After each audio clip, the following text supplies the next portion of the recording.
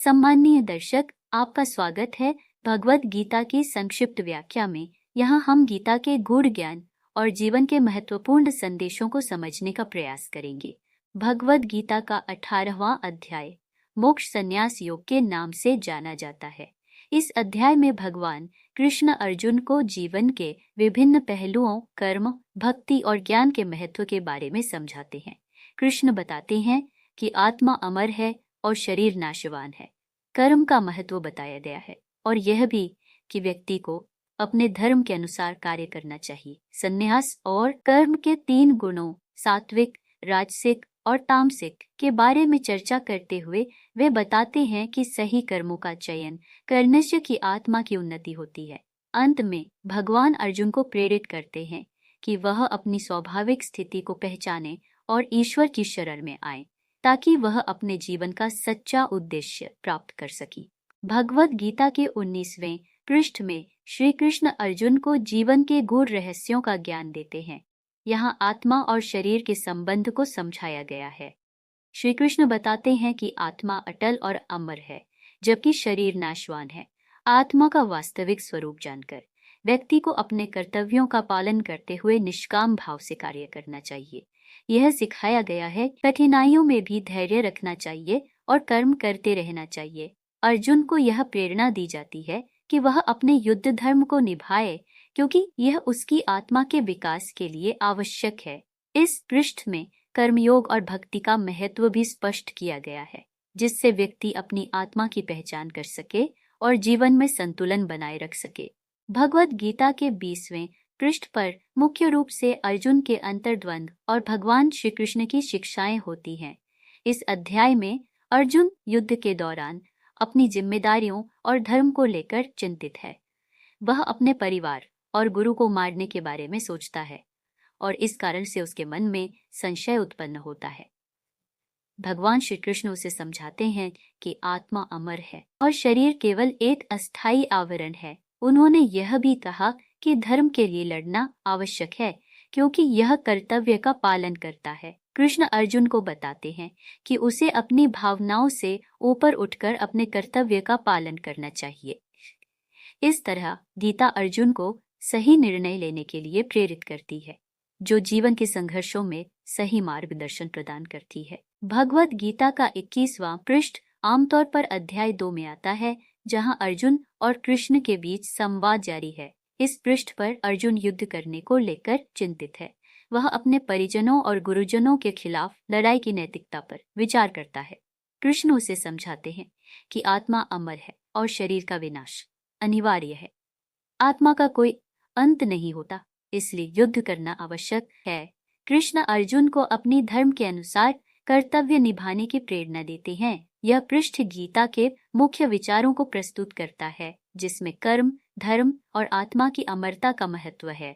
अर्जुन के संदेह और कृष्ण के ज्ञान के माध्यम से गीता में जीवन के कठिन निर्णयों को समझने का प्रयास किया गया है।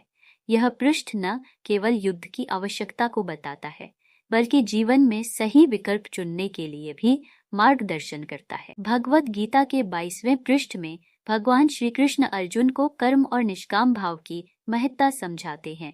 इस पृष्ठ पर कृष्ण बताते हैं कि व्यक्ति को अपने कर्तव्यों का पालन करना चाहिए, चाहे परिणाम क्या भी हो।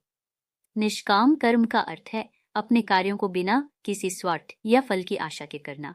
कृष्ण अर्जुन को यह भी समझाते हैं कि आत्मा अमर है और शारीरिक मृत्यु केवल एक परिवर्तन है, इसलिए युद्ध में डरने की आवश्यकता नहीं है, क्योंकि आत्मा न तो जन्मती है और न ही मरती है। इस प्रकार यह अध्याय हमें सिखाता है कि हमें अपने धर्म का पालन करना चाहिए और जीवन में निष्काम भाव से कार्य करना चाहिए। इस तरह व्यक्ति अपने जीवन को सही दिशा में ले जा सकता है और सच्ची शांति प्राप्त कर सकता है। भगवत गीता के 23वें पृष्ठ पर भगवान कृष्ण अर्जुन को आत्मा के अमरत्व का ज्ञान देते हैं। वे बताते हैं कि आत्मा न तो जन्म लेती है और न ही मरती है, यह केवल शरीर को छोड़ती है। इस विचार से अर्जुन को अपने कर्तव्यों का पालन करने की प्रेरणा मिलती है। कृष्ण कहते हैं कि आत्मा शाश्वत है और यह विभिन्न जीवनों के अनुभवों से गुजरती है। इस ज्ञान से अर्जुन का भय और संदेह समाप्त होता है और वह युद्ध के लिए तैयार होता है। इस पृष्ठ का संदेश है कि आत्मा की वास्तविकता को समझकर हमें अपने कर्मों का निर्वहन करना चाहिए, क्योंकि यह शरीर केवल एक अस्थायी आवास है।